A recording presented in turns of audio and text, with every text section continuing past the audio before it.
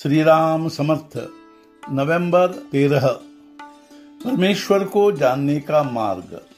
कोई मनुष्य जो कर्म करता है उसमें वह स्वयं होता है, यानी वह अपने कर्म से अलग रहकर भी उसमें अंश रूप से होता है। जैसे कोई न्यायाधीश फैसला सुनाता है तो हम कहते हैं कि फलाने न्यायाधीश ने फैसला सुनाया, यानी वह न्यायाधीश अपने फैसले से अलग होकर भी उसमें अंश मात्र क्यों न होता है। वैसे ही परमात्मा ने यह सारा संसार उत्पन्न किया और इसमें वह प्रत्येक वस्तु में अंश रूप से है। इसीलिए वो कहा जाता है कि हम इस समस्त चराचर सृष्टि में ईश्वर को देखें। किंतु इस समस्त चराचर सृष्टि में ईश्वर को देखने के लिए हमें वैसी प्रबल इच्छा होनी चाहिए। भगवान है ऐसी अनेक लोगों की केवल भावना मात्र होती है, किंतु वह ठीक जानी नहीं जाती और उस भावना को ठीक जानने की इच्छा हो, यही सचमुच होना जरूरी है। जिसे ऐसी इच्छा हो जाती है तो समझे कि उसका आधा काम हो गया। ऐसी इच्छा होने पर वह खोजने लगता है कि भगवान को जानने के उपाय क्या है। तब उसे अनेक लोग राह दिखाने वाले मिलेंगे।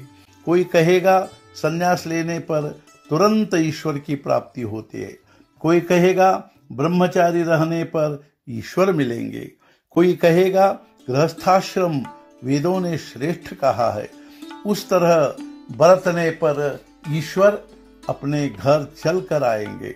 कोई याग, कोई हठयोग, तो कोई जप तप आदि साधन बनाएंगे। तो ऐसे मत भिन्नता के झमेले में हम क्या करें? तो हम यह देखें कि जिन्होंने यह मार्ग खोज कर देखा है उन्होंने क्या किया। यह मार्ग किसने खोज कर देखा है?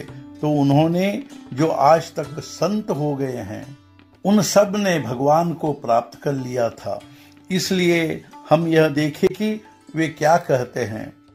हम घर से निकलते हैं तो रास्ता चलने लगते हैं। जहाँ चौराहा होता है वहाँ पाटी लगी होती है और उस पर लिखा होता है कौन सा रास्ता कहाँ जाता है। मान लो हमें पंढरपुर जाना हो और यदि हम कोई रास्ता केवल छायादार है यह देखकर उसी रास्ते से चलने लगे और पाटी में दिखाया हुआ रास्ता छोड़ दिया तो क्या हम पंढरपुर पहुंचेंगे? ऐसा ही हमारा हो गया है। हम विषयों में ही आनंद मानकर उन्हीं में रंग गए हैं। इसी के कारण भगवान की ओर जाने का रास्ता छोड़ दिया है। इसीलिए संत जो मार्ग बताते हैं उसी से जाने का निश्चित करना चाहिए। और यद्यपि वह मार्ग कठिन लगता हो तो भी वह भगवान की ओर जाने वाला मार्ग है, यह ध्यान में रखे। आज का मुख्य विचार, संतों ने जो मार्ग निर्धारित किया है उस मार्ग से आंखें मूंद कर चले, फिर गिरने लड़खड़ाने का डर ही नहीं रहता। सद्गुरुनाथ महाराज की जय। जय जय रघुवीर समर्थ।